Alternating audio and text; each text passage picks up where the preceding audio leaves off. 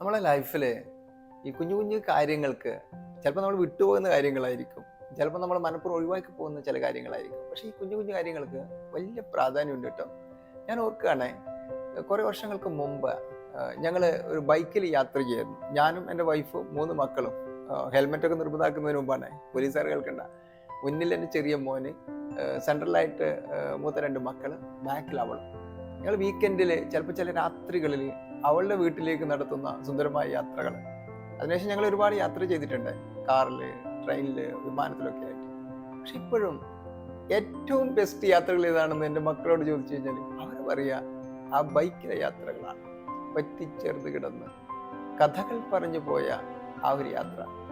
നമ്മൾ വലിയ പണമൊക്കെ ചിലവാക്കിയിട്ട് വലിയ വലിയ ഡെസ്റ്റിനേഷനുകളിലേക്ക് വലിയ പ്ലാൻ ചെയ്തിട്ടൊക്കെ യാത്രകൾ ചെയ്യും. അതൊരു വേറൊരു വൈബാണ്.